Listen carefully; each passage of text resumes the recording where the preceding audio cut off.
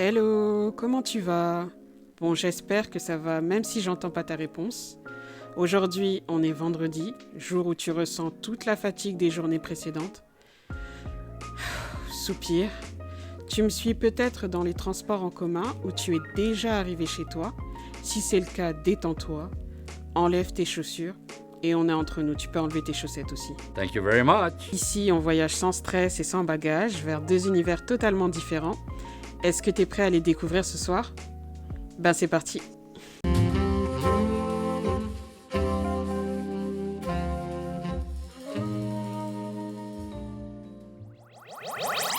Donc on commence par se téléporter vers un navire ce soir. Alors pas n'importe quel navire puisqu'on retrouvera Marjolaine de Mirabeau en route pour le Nouveau Monde. Alors qui est Marjolaine de Mirabeau? Alors Marjolaine de Mirabeau a vu le jour sous la plume de Michel Panetier-Alabert, une autrice qui a déjà écrit pas mal de livres en indépendant. Je vous mettrai toutes les infos sur cette autrice en barre d'infos. D'ailleurs, le premier tome du livre où on découvre Marjolaine, donc qui se déroule en pleine Révolution française, a reçu le prix du coup de cœur à Céreste. Et nous, donc, on se téléporte ce soir vers le second tome, dans un extrait sélectionné par l'autrice. Vous connaissez pas encore la recette? Je vais vous la montrer. Téléportation. Marjolaine ouvrit les yeux. Elle était allongée sur une natte à même le sol, dans une tente de forme conique. Elle se redressa et regarda autour d'elle. De longues perches de bois s'entrecroisaient et étaient recouvertes de peaux de bêtes tannées. Au centre, sur un foyer entouré de pierres, chauffait une espèce de soupe malodorante dans un récipient en métal.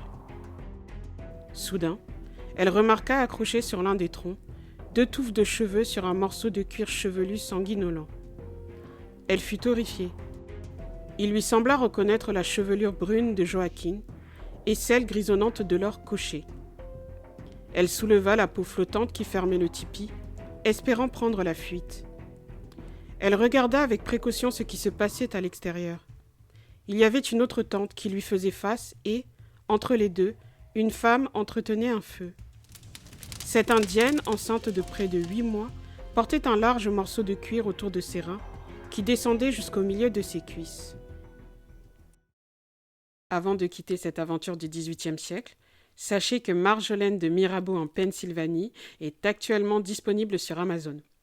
Je vous mets le lien en barre d'infos. Téléportation. Et maintenant, direction l'espace avec un livre de science-fiction, Kitty Kitty, le futur qui ne fut jamais, de Aliénor Rossi et Quentin Raffou.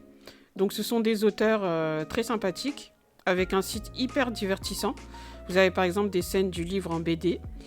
Je vous mettrai aussi le site en info. Donc on plonge dans le quotidien de Lee, un Maine Coon insolent. D'ailleurs, le roman est centré sur son point de vue. Donc pour ceux qui ne savent pas, un Maine Coon, c'est un chat. Il y avait insolent, donc normalement vous auriez pu deviner. Et toujours accompagné de son humaine, Ali, chasseuse de primes. Elle préfère qu'on dise auxiliaire de justice. Donc Lee est toujours accompagné de Ali, son humaine, et auxiliaire de justice, propriétaire d'un vaisseau, plutôt d'une épave. Ah non mais là ça va pas être possible, hein, on va tout supprimer. J'ai la modératrice qui s'échauffe. Bon, c'est pas grave, on peut faire le voyage sans elle. Allez, c'est parti, téléportation. À travers la vitre, je jetai alors un coup d'œil à la poignée extérieure. Cette dernière avait été récemment trafiquée à l'aide de gomme acidifiée. Malheureusement, je n'eus pas le temps de répondre, car quelqu'un cria derrière nous.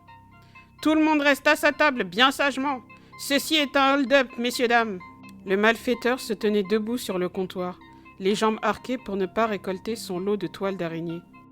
Ses cheveux bruns et gras, plaqués en arrière par de la laque de mauvaise qualité, brillaient sous les plafonniers. Son blouson en faux cuir dégageait une forte odeur de transpiration, perceptible à travers la pièce. Celui-ci était agrémenté de divers écussons délavés de vétérans.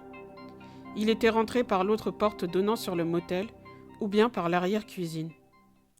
Pour connaître la suite des aventures de Lee et Ali, vous pouvez retrouver le roman Kitty Kitty sur Amazon, mais aussi sur le site des 2 auteurs. Voilà, c'est fini pour ce vendredi, mais on se retrouvera très bientôt dans de nouveaux univers. D'ici là, passez un très bon week-end. Vous pouvez me proposer votre livre via la page Instagram Lisons les auto-édités ou me faire des suggestions en commentaire. N'hésitez surtout pas à me contacter, à partager, à vous abonner. Enfin, vous savez. Et puis, bon week-end. Goodbye.